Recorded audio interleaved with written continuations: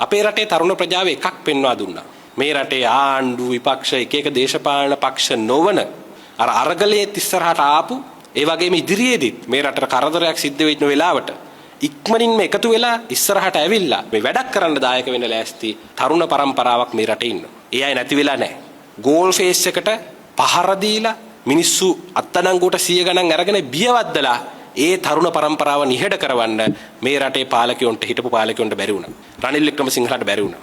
මීතොට මුල්ල කුණු කන්ද කඩා වැටෙන එකවත් නවත්ත ගන්න බැරි වෙච්ච කලින් කියලා තියෙද්දි ඒකවත් නවත්තන්න බැරි වෙච්ච රනිල් වික්‍රමසිංහ වගේ කාලකන්ණි පාලකයන්ට බැරි වුණා මේ තරුණ පරම්පරාව නිහඬ කරවන්න.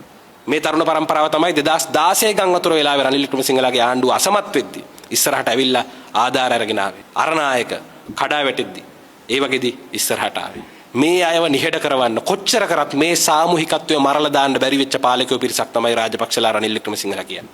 ඒගොල්ලන්ට නිහඬ කරන්න බැරි වෙච්ච ඒ තරුණ පරම්පරාව. රනිල් වික්‍රමසිංහලා හරියට කළමනාකරණය කරපු එකම ආපදාව අරගලයේ මැයිනවය ගෙවල් වලට ගිනි තිබ්බායට මහවැලියේ ඉඩම් වලට අනුන්ගේ ඉඩම් වලට ලක්ෂ ගණන් වන්දි ගෙවපු ඒකට විතරයි ඒගොල්ලෝ හානිපූර්ණ කාර්යාල පාවිච්චි කරේ. ඒවට තමයි ඒගොල්ලෝ හරියට වන්දි ගෙව්වේ. එහෙව් පාලකයෝ පිරිසක් එහෙව් රාජපක්ෂලා වික්‍රමසිංහලා ඒගොල්ලොන්ට නිහඬ කරන්න කට වහන්න බැරි වෙච්ච තරුණ පරම්පරාව ඉස්සරහට ඇවිල්ලා සාමූහිකත්වය පෙන්වුවා. අපට ඕනි මේ සාමූහිකත්වය අපේ දේශපාලනයේ පාලනයේ එදිනෙදා පැවැත්ම බවට පත් කරන්න.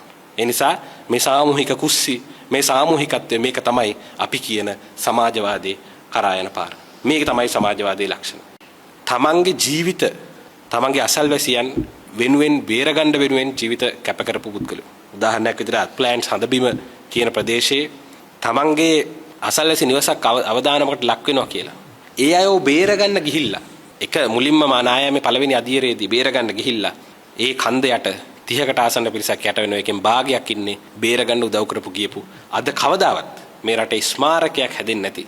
මේ රටේ ප්‍රවෘත්තිවල වීරයන් ලෙස නම් පළ වෙන්නේ නැති. අති විශාල මිනිස්සු ප්‍රජාවක් මේ වෙද්දිත් වීරයෝ විදිහට වැඩ කරමින් ඉන්නවා.